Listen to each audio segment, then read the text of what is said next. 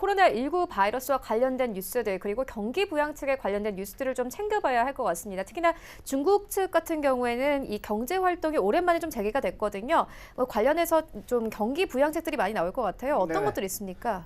말씀하셨다시피 중국이 이제 그 문을 닫았던 장기 어떤 제조 중단에 돌입했던 기업들이 이제 하나 둘씩 공장문을 다시 이제 가동을 다시 재개한다라는 그런 반가운 소식.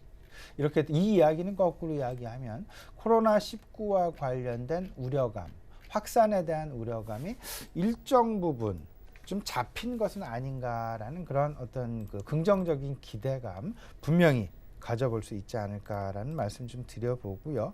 확진자 증가수는 분명하게 둔화되어지는 그런 모습 나타나고 있습니다. 특히나 이번 주 증시의 어떤 그 변동성은 이제 마무리 국면에 거의 특별한 돌발 상황만 벌어지지 않는다라면 그 마무리 국면에 진입한 것은 아닌가라는 그런 생각 좀 가져보게 됩니다. 소강 국면에 진입할 가능성 상당히 높을 것이다. 그 대표적인 예가요.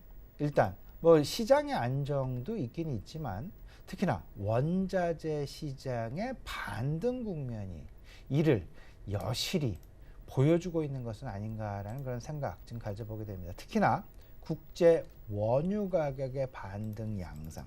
지난 주말 WTI 기준으로 1.2%의 어떤 원유 가격 상승 그러면서 지난 49달러대까지 떨어졌었던 국제 유가가 지난 주말에는 52달러로 올라오는 그런 모습. 서서히 점진적인 국제 원자재 가격의 안정 양상이 나타나고 있다라는 부분은 중국에서의 생산이 다시금 원활하게 돌아갈 그럴 기대감까지 반영되고 있다라는 부분으로 우리가 분명히 이해해 볼 수 있지 않을까라는 부분 말씀을 좀 드려보고, 왜 이런 말씀을 드리냐면요, 중국 세계의 공장이라 하면 너무나 명확합니다. 그리고 세계 원유 수요의 제1국이 중국이 되겠습니다. 그러다 보니까 국제 유가 수요에 의해서 어떤 영향을 많이 받을 수밖에 없는 그런 상황인데요.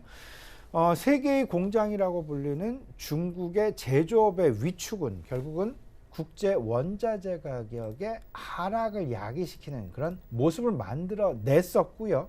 이런 부분들이 점차 안정화 국면에 진입을 하게 되면서 국제 원자재 가격의 상승 반전이 지난주 후반부터 나타나기 시작했다라는 점.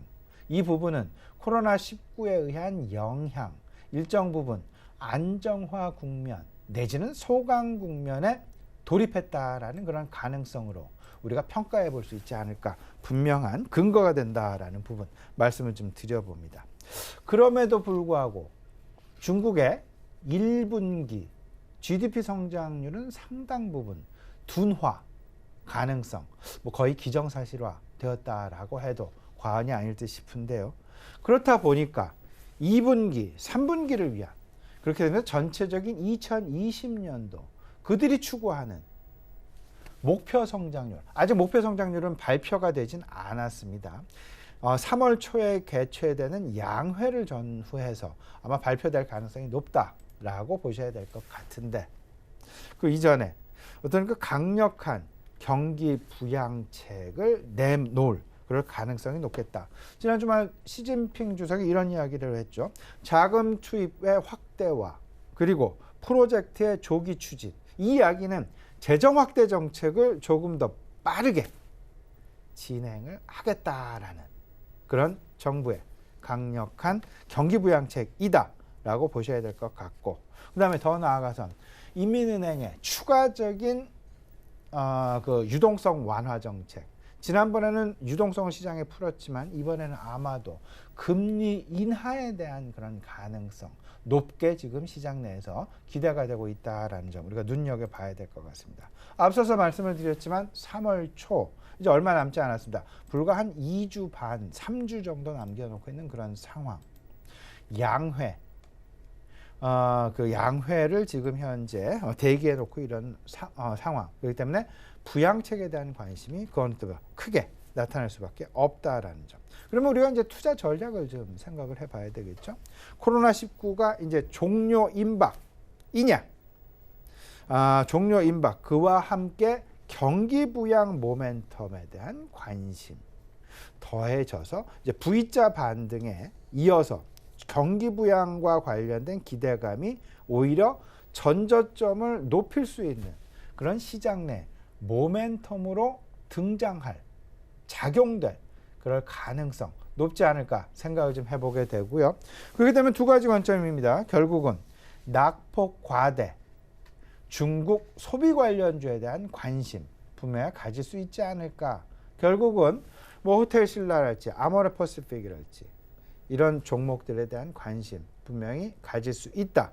근데 단 이 부분이 있습니다. 중국에서 유동성 확대 정책이 있고요. 인프라 투자 정책이 있고요. 소비 진작 정책이 있는데 여기서 좀 주의할 점.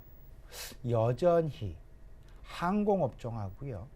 카지노 업종은 중국 경기 부양을 한다고 해서 이게 다시금 V자 반등을 할 수 있을까에 다소간에 좀 의문점은 많이 여전히 잔존하고 있다라는 점. 그렇기 때문에 중국 관련주 중에서 특히나 항공 관련주랄지 카지노 관련주에 대해서는 아직까지는 조금은 좀 관망 자세로 계속해서 대응하는 것이 좀 유효하지 않나 말씀을 좀 드려보고요.